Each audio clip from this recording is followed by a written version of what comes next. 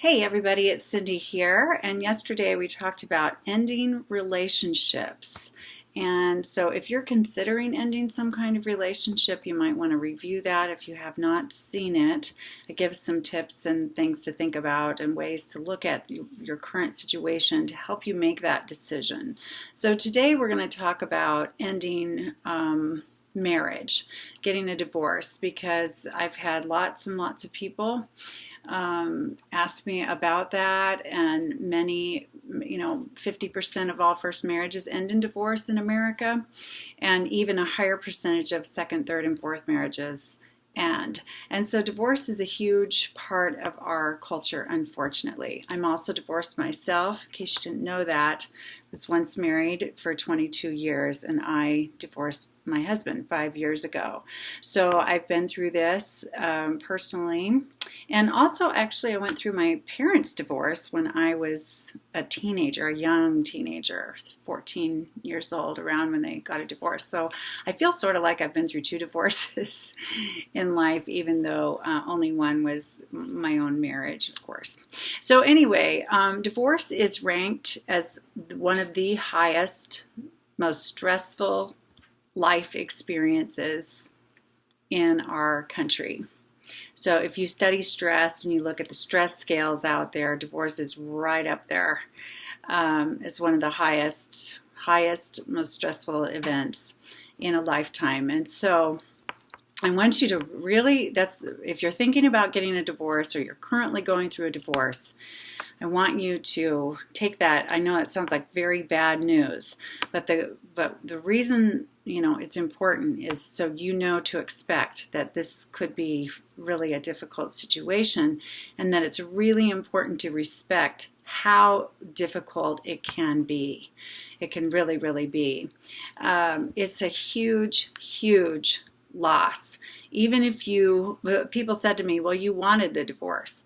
And I said, well, want is an interesting word, because when you choose to get a divorce, it isn't necessarily that you want a divorce. It's not your dream, but I own the decision to do it. But I didn't want a divorce. I never planned on getting a divorce. When I got married, I married in great confidence that our relationship would be lifelong and healthy. And so nobody dreams of, growing up, getting married, and getting a divorce. So want is a relative word, okay? So keep that in mind. If you choose the divorce, or if someone else divorces you, just know that it's a highly stressful experience for most people, and that is normal. So I don't like the word normal, but if that helps at all to think, okay, this would not be insane if I find myself really going through a huge process here. So please respect that. And I'm going to share 4 tasks of managing through a divorce, coping with a divorce. There are a million things to cope with. There's every feeling in the book to deal with, but I'm going to kind of simplify it down just for our purposes today to give you some sense of it, and maybe put some language to some of the things you're anticipating or are currently experiencing. So the number one task of divorce is to experience and manage the grief that comes along with it. It is a huge loss on multiple levels. Everything from maybe you're going to lose your home because you've got to move out of it because the marriage is over. Maybe you're going to lose custody of your children, or you're definitely going to lose, well, in most cases, you're going to lose some time with your children because now you got to split it with the ex-spouse. There's the loss of the fairy tale. You thought, I was going to grow up, get married, and live happily ever after. It's the loss of that. It's the loss of your identity as a wife or a husband. It's different to be a divorcee or single.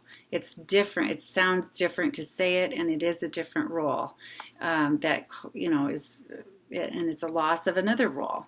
There could be there's usually loss of material possessions, loss of money, loss of your innocence, maybe.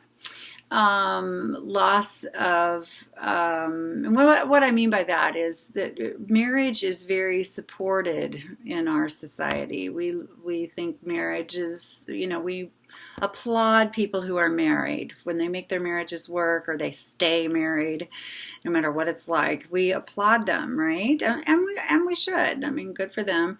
But divorce isn't really celebrated. So it's kind of a loss of, I mean, I'm a therapist, I'm a life coach, and, at one point I had to announce to my clients, many of them who were couples seeking couples counseling with me, as ironic as it sounded, it was true. I was really trying to help many couples save their marriages in my office right as I was signing divorce papers in my own life.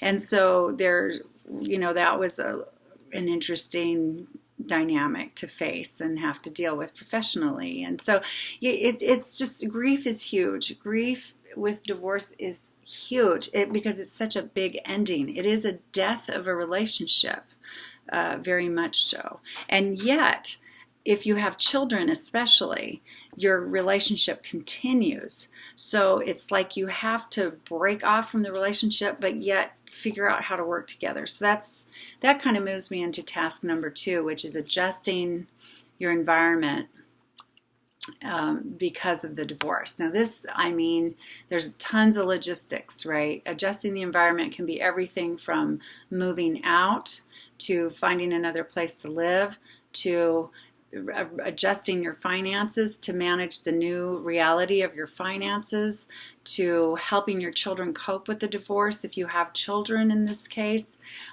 to learning how to be a single person and handle more of everything in your life than being able to share some of those responsibilities with a spouse if you had that kind of relationship.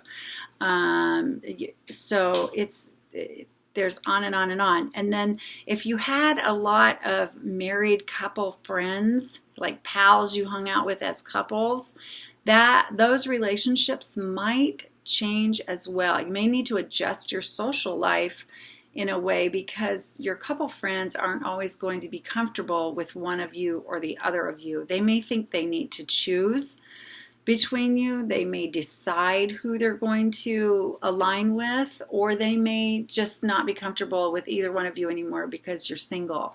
Now, I can testify to the fact that doesn't always happen. I mean, I maintained almost all of my relationships that way. I lost all my in-laws, of course, that had to go, but I mean, we all are very pleasant, get along when we're all in the same place because of the children that I share with my ex-husband and so forth. But I couldn't, I didn't get to go hang out anymore, that kind of thing. But anyway, socially, you will likely have some adjustments and need to make some new friends, some single friends. Eventually, you might want to date, and so you might want to learn new ways of being socially, so you can meet new people and just find new interests and things like that. So the adjustments, I could go on all day long and all night long on the adjustments. So that's part of the stress, and that's part of the grief and all the other emotions that come flooding up. So let's talk about emotions. So first task is coping with the grief and all the feelings that go with that, to a sense of failure. Even though you probably didn't fail, you probably, failure isn't trying, right? So, but that feeling of failure, that feeling of, resignation, then the deep sadness, and then the frustration and the anger, and all of those loaded feelings, fear about the future. Am I going to be okay not married? Am I going to be okay on my own? All the unknowns ahead of you. So all those feelings that go with the grief. And then number 2, adjusting your environment in all the many ways we've discussed, and you can think of even more for your particular situation. Then number 3 is huge, and this is self-forgiveness, right? We talk a lot about forgiving other people, and that will serve you well if you can forgive your ex-spouse for whatever happened, whatever he or she did or didn't do, the things he or she said or didn't say, or whatever. Obviously the longer your history, the more there is there to work through, I'm sure. But so forgiving the other person is huge. However, you've got to be able to forgive yourself too. Whenever a marriage goes, it's two people. And so everybody's falling short in some ways, no matter how hard you're trying, no matter how much you think you did well, there were ways that you didn't show up in your best either. I didn't either. I didn't always have my best foot forward. Although I feel like I gave it a really good try. I gave it my best for a long time, but in the end, I knew that I was crumbling and not able to be the best wife anymore at all. And that was part of why I knew I had to go too. So I had to forgive myself. We all have to forgive ourselves when we are not able to create the life that we meant to create, or maintain the life we promised we would maintain, we committed to. So it's very important to forgive yourself. And one of the things I always say about life, and I mean it, is that we're all doing the best we can at any given time with the opportunity, the experiences we have, with the knowledge we have, with what we're equipped with at the time. And so if you can tell yourself that and be a little gentle with yourself about this, that would be good. It will not serve you to not forgive yourself, to hang on, to criticizing yourself, judging yourself, being angry with yourself, or really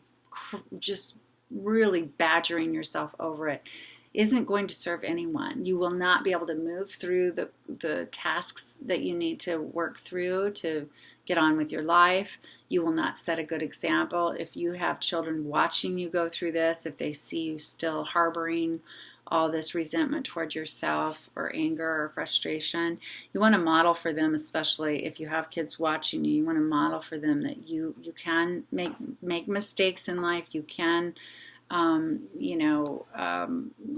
go through some major stress and major changes and still be healthy and happy and move on with your life. So if you have little people watching you especially, it's very important that you let yourself do this. And your life will be better if you can do it. So, review what you think you were so terrible about. Review those mistakes, review where you felt like you turned a wrong corner or whatever, and bring in some compassion as if you were discussing this with a best friend, someone that you would treat gently if they were telling you the same story that you're telling yourself about you in these circumstances. And hopefully, as you grow in your understanding of yourself, and you incorporate some compassion, and you allow yourself to think the thought that you really did the best that you could, then I'm hoping that you'll be able to forgive yourself and release yourself. Release yourself. It doesn't mean that we think we're perfect. It means that we know we've done, something and that we don't feel good about, and that we are going to allow ourselves to move forward, learn from it, learn, and then move on. Give yourself some peace. One of the gifts of divorce, if you allow it, is personal peace. Once the dust settles and you get through more of this coping in these tasks that we're talking about. So, and then number 4 is creating your new life, creating your new life. And that can be a million things too. It's beyond just adjusting your life, the logistics of adjusting your life. But it's also creating a new life. Now you're a single person or a divorcee, and you want to ask yourself, well, what do I want this new life to look like? Who are the people that I want in this life with me? What do I want my professional life to look like now, or my financial life? What hobbies do I want to make sure I have, or how am I going to spend my free time, my recreation time? How's my physical and mental health, and what do I need to do to create the best life of physical and mental health? What do I want my relationships to look like? All of that kind of thing, and really look. And it's a great time to create new traditions as you're releasing former traditions. It's a great time to try new things. It's a wonderful time to reconnect with true friends and reconnect with the depth of who you are and who you've always been.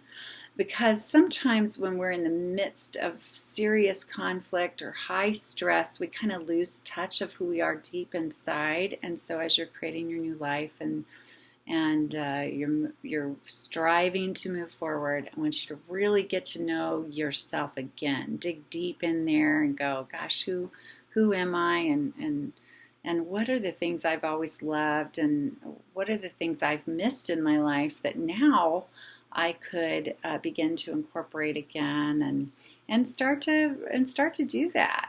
Start to allow yourself. You're free of marriage now, and a lot of times we allow marriage to hold us back when marriage is really meant to expand our lives. Really healthy marriage expands our life. It helps us broaden and blossom more. But unhealthy marriage can feel very constricting, very limiting, constricting. And so when you've released that, then you can start to expand your life again in ways that you've always wanted to. So just to kind of summarize again, allow yourself to acknowledge the stress and high, intense grief that a divorce can bring, and realize it takes time, it takes effort, and really be gentle with yourself through the process. And then as you're adjusting all the logistics of your life, be gentle with yourself again. Take it easy, one thing at a time, as much as possible. And then as soon as you can forgive yourself, the sooner the better. And forgive everybody else that you can along the way. That will serve you well as well. And then, of course, creating your new life.